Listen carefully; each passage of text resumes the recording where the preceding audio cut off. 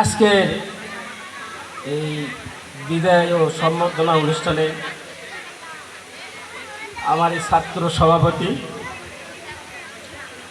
এর জন্য আমি গর্ববোধ করছি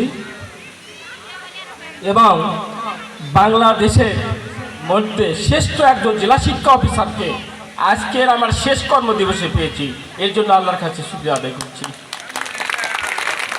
আমার এর আগে যে মাধ্যমিক শিক্ষা অফিসার ছিল তার সাথে আমার বন্ধু স্বরূপ চলাফেরা করতাম।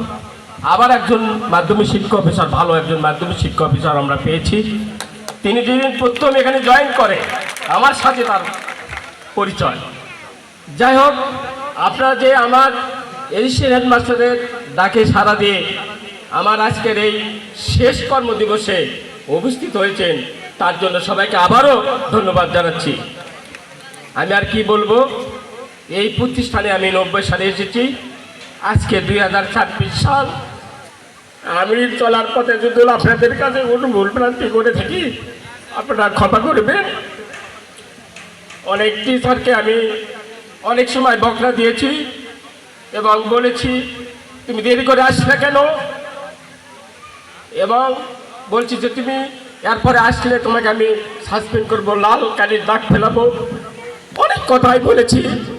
আমার কথায় যদি কেউ আঘাত নিয়ে থাকো আজকের বিদায়ের মধ্যে সবাই যেন আমাকে ক্ষমা করে দেন। কি আর বলবো, 2013-5-90 যখন আমি এই স্কুলের যোগদান করি, অনেক ম্যানেজিং কমিটির সদস্যের সাথে আমার পরিচয়। প্রায় 36টা ম্যানেজিং কমিটি হয়েছে।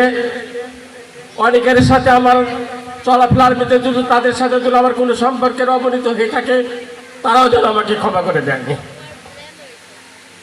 এই স্কুলটা আমি দাঁড় করাচ্ছি 1300 টাকা নিয়ে, এবং 3টা ছোট ছোট রুম ছিল, তার জানলা দরজা ছিল না। আমার একটা স্বপ্ন ছিল আমি এই প্রতিষ্ঠানকে আরও এগিয়ে যাব, এবং এখানে মাত্র 10 জন ছাত্র আমি পেয়েছিলাম। এখন 300-এরও অধিক আমার স্কুলের ছাত্র, এবং ফলাফলের দিক দিয়ে আগে জিএসসি ছিল, জিএসসি শতভাগ হয়েছে, এবং এসএসসিতে 2বার 90% হচ্ছে। এর আগে 100% আমি ফলাফল দিয়েছি। যাই হোক, আমার চলার পথে ভুল হলে আপনারা ক্ষমা করবেন। আর আজকের এই অনুষ্ঠানে সবাইকে আসার জন্য সবাইকে আবারও ধন্যবাদ জানাচ্ছি। আপনাদের কাছে আজকে আমি দোয়া প্রার্থী, আপনারা আমার জন্য দোয়া করবেন। আমার অবসর জীবনটা যেন সুন্দর সুষ্ঠুভাবে কাটাতে পারি, এই প্রত্যাশা রেখে সকলের সুস্বাস্থ্য মঙ্গল কামনা করে আমার সংক্ষিপ্ত কথা শেষ করছি। আসসালামু আলাইকুম।